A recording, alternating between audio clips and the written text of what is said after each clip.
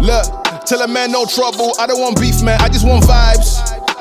Big man like me, no need for the telephone hype. All right, guys, doing a little couch talk today for you. One of the things that I want to talk to you guys about was simply sponsorships. And this is something that really bothers me these days, is because back when social media started and back when bodybuilding just existed at the shows and on stage, you know, you really didn't know the outcomes of shows for about 3 months unless you knew somebody, because the magazines were about 3 months behind. That made bodybuilding and the person bodybuilding more exclusive to the general public because there wasn't direct access to the athletes. Circle back to social media, right? 2012 was really when social media took off. Instagram, Twitter, all that stuff. I actually never thought social media was going to be that big. I remember reading an article back in the day, and Eduardo Correa was talking about how he was like all obsessed with social media, and I didn't even know what he was talking about. He was talking about Facebook and Twitter way before Instagram was around, and I was so confused as to what the fuck Eduardo Correa was even talking about. But as time went on, the unfortunate thing about bodybuilding and bodybuilders is that just being a great bodybuilder is not enough. And a lot of people don't understand that. There's a lot of people that are still stuck in the mindset that I was stuck in for a very long time. And it was just tunnel vision and training. And that's all I cared about. I didn't care about social media. I just cared about walking into the gym every day training. I had nothing to monetize off of as far as posting videos. There was no YouTube. There was just you in the gym. And I think the value added to people that just work out for the love of working out and not to work out because of bodybuilding, I think the correlation is very different. And I have the utmost respect for guys like my training partner, Chris, who's 21 and doesn't post anything on social media, barely uses it, hasn't even posted a workout video. We've been training together for 2 years. I respect him more because all he wants to do is train. But I tell him all the time that he can't just do that. He has to be three-dimensional or multi-dimensional. And the reason is because bodybuilding now is about competing on a competitive stage, but also being ambassador for the sport in the public eye day to day, and your engagement following on your social media platforms. And the most of the ones that are looked at these days are Facebook and Instagram. Obviously, I'm a little older, so the TikToker in me is kind of late to the party. I do have a TikTok, but I post on it, but I definitely not as much as I should, not as much as a lot of other guys. What I'm saying is, in order to get a contract, there's a few things that have to be done. I can tell you the things not to do, for starters, okay? The number one thing you should never do as an athlete, and pros do it this day, amateurs do it, people that never even competed do it, because I get messages all the time. People turn around and ask, they want to be sponsored by Blackstone, they want to be sponsored by Quadro Gear, and I always get this, the same messages. Oh, I'm a 20-something-year-old bodybuilder. My passion is for bodybuilding. I love it more than anybody. I train hard every day to the point that I feel like I want to die. But this is the thing, and this is how I respect people that get sponsorships. If you're good enough and you're recognizable enough, these sponsors are going to reach out to you. Unfortunately, I hate saying that you have to post stuff on social media, but that does come with the territory. Now, in order to get a sponsorship, in my eyes, there's a few things that have to be done. 99.9% of people do not get sponsorships unless they are a professional IFBB athlete in the IFBB. We're talking about fitness and bodybuilding, but being a pro is a very minuscule amount of what you actually have to do in order to capture and sustain a contract. They give out a lot more pro cards than they ever have before, and the class that an IFBB card was once in, as prestigious as it is, this prestige to me died just a little bit when they started giving out more pro cards. Now, giving out more pro cards did a lot because it grew the sport tremendously, which is exactly what they're trying to do, which I think is a great thing, but it also then kind of watered down the competitive stages of IFBB, meaning you're giving pro cards to guys and girls that take second place. You could even make it to the Olympia stage without ever winning a show. My point is, I feel that you have to be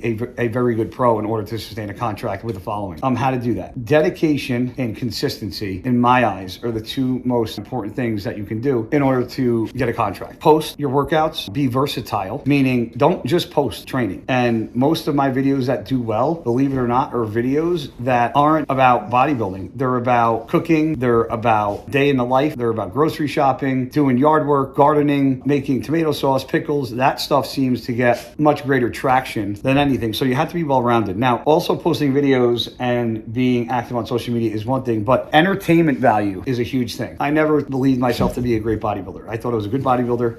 I did fairly well for myself. I was able to live a life that I didn't have to work a 9 to 5. The IFBB League gave me a platform to make very, very good living and money doing something that I absolutely enjoyed to do, and that was just working out. Bodybuilding was just a byproduct of being in the gym. It was just something, the competitive side of working out to me. So entertainment value, you might think, what do I mean by that? When I say entertainment value, I mean along the lines of personality. Unfortunately, like I said earlier, being a great bodybuilder is just, hi buddy.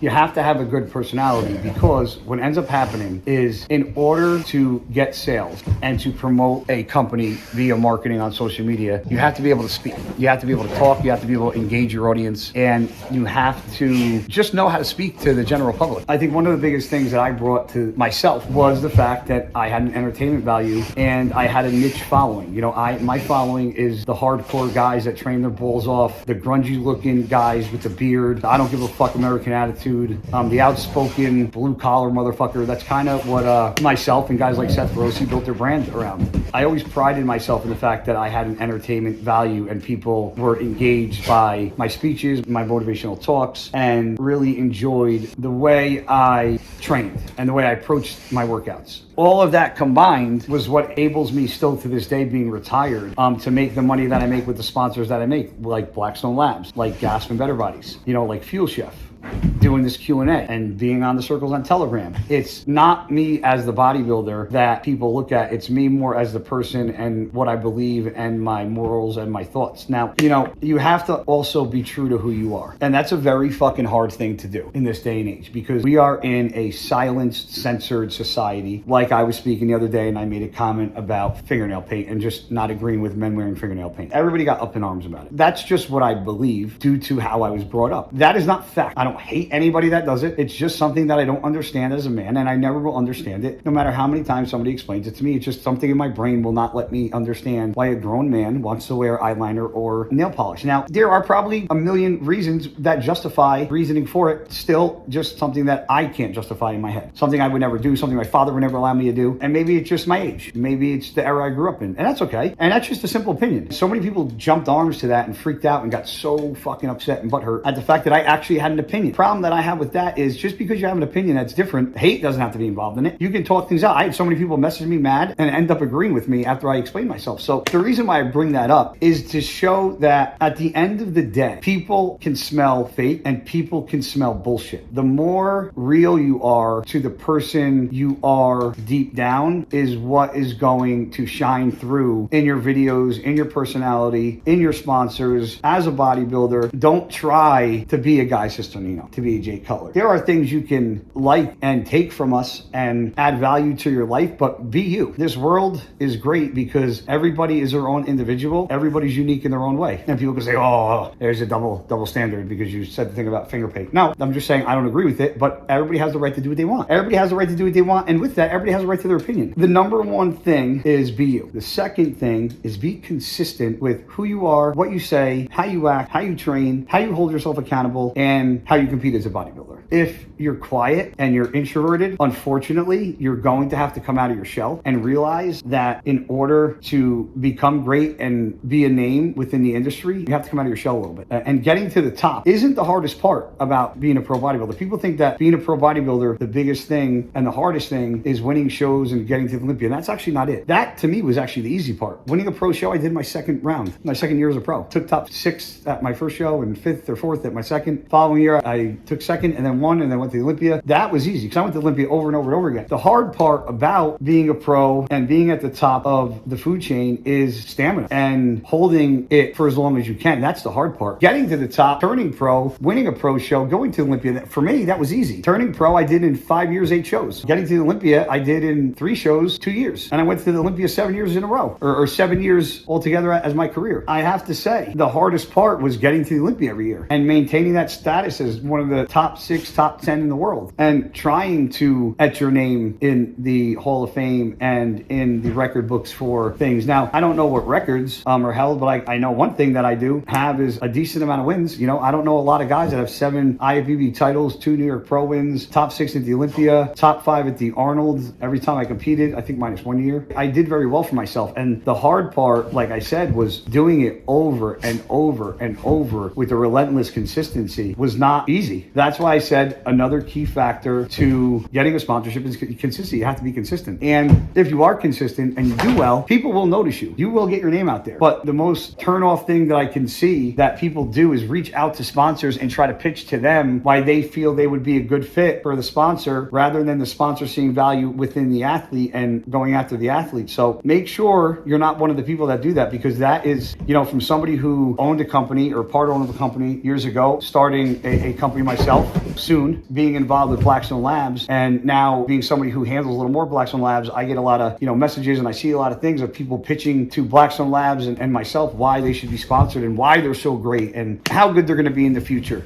Truth is, you can think you're great and be dead tomorrow. It's not a job interview, right? It's more of, I would say, like being a football player, right? Like having a highlight reel. What you do in the gym, your following, your entertainment value, your personality, it's all a highlight reel that is consistently shown every single day on social media. And that highlight reel that you consistently do is going to be the thing that companies seek and companies want and companies engage with. So, I hope that kind of helps some people out there who are amateurs looking to get up into the pro ranks, looking to get a sponsorship, really value things that I know to be true based on being in the industry for as long as I have. So, I love nothing more than to see aspiring bodybuilders reach their goals, get sponsorships, and be in the position that I am and live a similar life to me, because it's a great life if done the right way. I hope you guys took some notes here, because there's a lot of valuable information. As many of you might be rolling your eyes thinking I'm crazy, but I know a lot of owners of companies, and I hear a lot of crazy stories of pros reaching out to companies still to this day that I know, pitching themselves, saying how great they are, and it's ridiculous, especially when you make it to the pro ranks. You shouldn't have to pitch who you are and how great you are. That is my take on what to do to get yourself a sponsorship and your name out there, and to be a great bodybuilder, person, ambassador, and fitness entrepreneur. God bless, guys.